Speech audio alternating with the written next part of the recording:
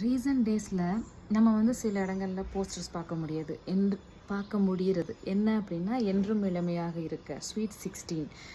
நீங்கள் வந்து இந்த பார்லருக்கு வாங்க, இந்த ட்ரீட்மெண்ட் எடுங்க அப்படிங்கிற மாதிரியான வாசகங்கள் நம்ம வந்து அட்வர்டைஸ்மெண்ட்ஸில் பார்க்க முடியுது.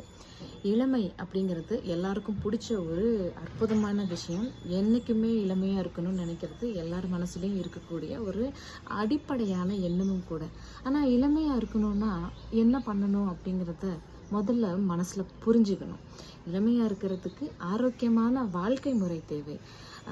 குடி, அப்புறம் இந்த ஸ்மோக்கிங், புகைப்பிடித்தல், குடிக்கிற பழக்கம், வேறு எந்த விதமான கெட்ட பழக்கமும் இல்லாமல் அதிகாலையில் எழுந்திருக்கணும். நல்ல ஆரோக்கியமான உணவு பழக்கங்களை பழகணும். உணவு பழக்கம் அப்படின்னா உடனே நல்லா தானே சாப்பிட்றோம், பீஸா, பர்கர், அப்புறம் வந்து பிரியாணி அப்படி சாப்பிட்றோம் அந்த மாதிரி நினைப்பாங்க.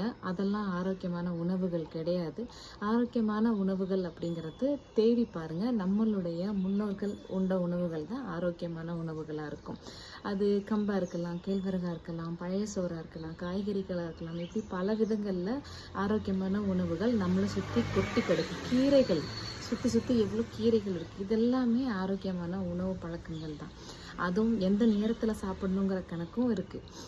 எந்நேரமும் சாப்பிட்றது, வயிறு குறைய சாப்பிட்றது, இந்த மாதிரியான சாப்பாட்டு முறைகளும் கூடவே உங்களுடைய ஹெல்த்தை ரொம்ப ஸ்பாயில் பண்ணும். உங்களுடைய இளமையை அது சீக்கிரமாக அழிச்சிடும். ஸோ அப்புறம் மனசு ரொம்ப முக்கியம். மனசை சந்தோஷமாக வச்சுக்கணும். லட்சம் பிரச்சனைகள் வந்துக்கிட்டே தான் இருக்கும் ஒவ்வொரு நாளும். நம்மளே ஏதாவது தப்பு செய்வோம், இல்லை நம்ம யாரோ ஒருத்தர் பண்ணுற தப்பு நம்ம மேலே வந்து விழுவோம். இப்படி சுற்றி நமக்கு ஏதாவது பிரச்சனைகள் வந்துக்கிட்டே தான் இருக்கும்.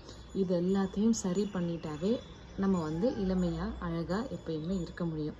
இதை விட்டுட்டு நீங்கள் வந்து பார்லரில் போய் அதிகப்படியான காசு கொட்டுறதுனாலையோ இல்லை வேறு சில விஷயங்கள் செய்கிறதுனாலையோ இளமையாக இருக்க முடியாது அப்படிங்கிறத அண்டர்ஸ்டாண்ட் பண்ணிக்கணும். ஸோ இளமையாக இருக்கணும்னா ஆரோக்கியமான உணவு பழக்கமும் உடற்பயிற்சியும் நல்ல ஆரோக்கியமான மனசும் இருந்ததுன்னா கண்டிப்பாக என்றைக்குமே இளமையாக இருக்க முடியும். எல்லாரும் இளமையாக இருக்கிறதுக்கு என்னுடைய வாழ்த்துக்கள். நன்றி. டாடா, பாய்.